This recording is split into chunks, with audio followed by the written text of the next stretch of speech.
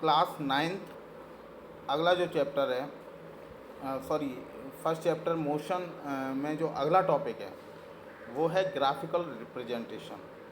Graphical representation क्या होता है कि जो भी हम मैथमेटिक्स फॉर्म में करते हैं या न्यूमेरिकल फॉर्म में करते हैं, हम उसको ग्राफ पे कैसे रिप्रेजेंट करेंगे, तो ये ग्राफिकल रिप्रेजेंटेशन है। तो पहले जो तरीके के ग्राफ आते हैं वो डिस्टेंस टाइम ग्राफ आते हैं, डिस्टेंस टाइम ग्राफ। तो डिस्टेंस टाइम ग्राफ आपको केवल और केवल हेडिंग डालनी है, graphical representation, motion graphical representation, इसमें आपको हेडिंग डालनी है डिस्टेंस टाइम ग्राफ। और इसके बाद ये जो आपको बोल्ड में लिखा दिख रहा है ना, the distance time graph can be use to calculate the speed of a body in uniform motion. आपको ये नोट करना है, ठीक है। तो आपको इतना सारा नोट करना है बस। इसके बाद आपको बनाने हैं ये ग्राफ। आपको मैं बता भी दे रहा हूँ कि ये डिस्टेंस और टाइम ग्राफ है, जैसा कि आप देख पा रहे हैं। और ये यूनिफॉर्म स्पीड का टाइम ग्राफ है। यूनिफॉर्म स्पीड का मतलब है कि स्पीड का चेंज ना होना। स्पीड चेंज नहीं होगी तो डिस्टेंस और टाइम ग्राफ ऐसा आएगा, ठीक है। जो सेकंड ग्राफ आपको दिया गया है, इस ग्राफ में आपको स्लोप बताया गया है कि टाइम और डिस्टेंस टाइम ग्राफ में जो स्लोप होता है यूनिफॉर्मली मूविंग बॉडी का, वो क्या होता है, वो कैसे होता है, ठीक है। तो आपको ये बनाने की ज़रूरत नहीं है सेकंड ग्राफ, आप सिर्फ और सिर्फ फर्स्ट ग्राफ बना लीजिए, ठीक है। या फर्स्ट ग्राफ में ही आप ये सेकंड वाला जो ए सी ये डॉट डॉट डॉट लाइन आपको दिख रही है, आप इस लाइन को मेंशन कर दीजिए या इस लाइन को मेंशन कर दीजिए, ठीक है। तो हमारे पास स्पीड जो आ जाएगी वो स्पीड आ जाएगी A B upon O B, A B upon O B, ठीक है। क्योंकि इसमें उसने ये ए बी डिस्टेंस ट्रेवल की है और ओ बी टाइम में, ठीक है। तो डिस्टेंस अपॉन टाइम ग्राफ ये आ जाएगा A B upon O B, ठीक है। अब आपको इसके बाद जो नोट करना है वो नोट करना है the speed of the body of is given by the slope of the time graph. अगर कोई स्लोप दिया गया है, नॉन यूनिफॉर्म स्पीड दी गई है, तो उसके लिए जो ग्राफ बनेगा वो ऐसे बनेगा, ठीक है। तो आपको ये लाइन और ये ग्राफ नोट करना है। तो बस इतना ही नोट करना है, ज़्यादा नोट नहीं करना है, ठीक है। तो आप इसे नोट कर लीजिए। ये speed equal to A B upon O B दिया है, ये भी आप पहले पार्ट में नोट कर लीजिए, पहला ग्राफ बना के, ठीक है। अब इसके बाद आते हैं अगले टॉपिक पे, वो है speed time graph. Speed time graph या वेलोसिटी टाइम ग्राफ।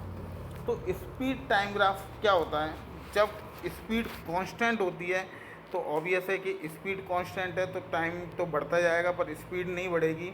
तो जो ग्राफ आएगा वो इस तरीके का आएगा, एक स्पीड पकड़ के रखी हुई है और उसी स्पीड पे आगे बढ़ रहा है, टाइम बहुत बढ़ता जा रहा है लेकिन स्पीड नहीं बढ़ रही है, ठीक है।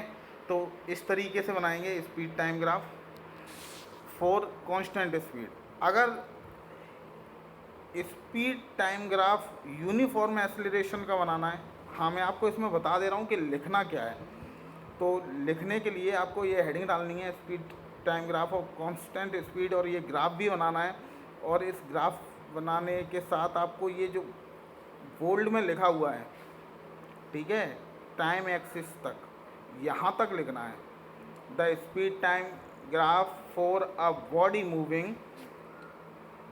Moving with a constant speed is straight line parallel to the X axis. तो यहाँ तक नोट करना है, ठीक है। इसके बाद आपको हेडिंग डालनी है,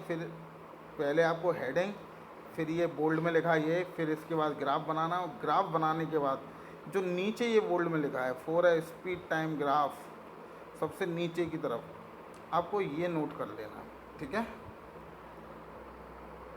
अब इसके बाद आते हैं, अगर स्पीड कांस्टेंट ना हो, एक्सीलरेशन यूनिफॉर्म हो, यूनिफॉर्म एक्सीलरेशन हो, तो स्पीड टाइम ग्राफ बिल्कुल डिस्टेंस टाइम ग्राफ की तरह आता है, ठीक है। इस तरीके से वही करना है आपको, जो बोल्ड में लिखा हुआ है ये आपको नोट करना है, ठीक है, और ग्राफ बना लेना है हेडिंग डाल के, ठीक है।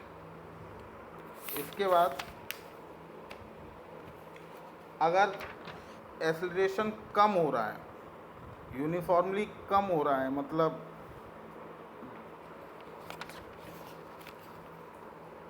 तो फिर जो टाइम ग्राफ आएगा, स्पीड टाइम ग्राफ, वो इस तरीके से आएगा, ठीक है। तो आप इसमें ये जो बोल्ड में लिखा हुआ है ये लिख लीजिए, the slope of a speed time graph of moving body gives its acceleration, we can also calculate the distance traveled by a moving body in the given time period from its speed time graph, ठीक है। और इसके बाद आपको ये जो note में लिखा हुआ है ये आपको नोट करना है, ठीक है। नोट डाल के ही लिख लीजिए ग्राफ के नीचे, ठीक है। तो इस तरीके से करना है आपको, नोट्स बनाने। अब अगले टॉपिक पे आते हैं, स्पीड टाइम ग्राफ ही है, लेकिन ये उस केस में है जब इनिशियल वेलोसिटी जीरो नहीं है। इनिशियल वेलोसिटी जीरो नहीं है तो वो किसी दूसरे पॉइंट से स्टार्ट होगी, मान लिया बी पॉइंट से स्टार्ट होती है, और तब जो यूनिफॉर्म एक्सीलरेशन में ग्राफ बनेगा वो इस तरीके का ग्राफ बनेगा।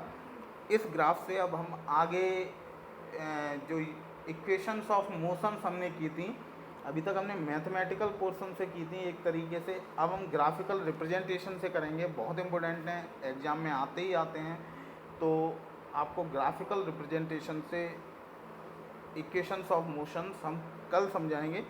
लेकिन अभी अगर यूनिफॉर्मली एक्सेलरेटेड कोई भी स्पीड टाइम ग्राफ बनाना है जिसमें इनिशियल वेलोसिटी जीरो नहीं हो, तो हमें इस तरीके से बनाना होगा ये ग्राफ, ठीक है। और इसमें आप ये जो ऊपर का पोर्शन है ये आप नोट करके फिर आप नीचे ग्राफ बना लीजिए, ठीक है। और इसके बाद फिगर में के हिसाब से ये जो लिखा हुआ है, but since figure OBAC trapezium, ठीक है, तो ये आप इसमें से देख के यहाँ तक नोट कर लीजिए, ठीक है। जो लास्ट पार्ट है इसका, लास्ट ग्राफ है, वो speed time graph with non uniform acceleration. अगर एक्सीलरेशन नॉन यूनिफॉर्म हो तो स्पीड टाइम ग्राफ जो बनेगा वो इस तरीके का बनेगा, ठीक है, जो आपको दिख रहा है डायग्राम में। और when the speed is moving body change non uniformly the speed time graph of body curve OA। हाँ, आपको यही नोट करना है, ये लाइन यहाँ OA तक, ठीक है, और इसके बाद ग्राफ बना लेना है, ठीक है। ओके, तो ये था आज के लिए ग्राफ का सवाल। जो भी आपको प्रॉब्लम हो आप ऑनलाइन पूछ सकते हैं, ठीक है। Okay, thank you.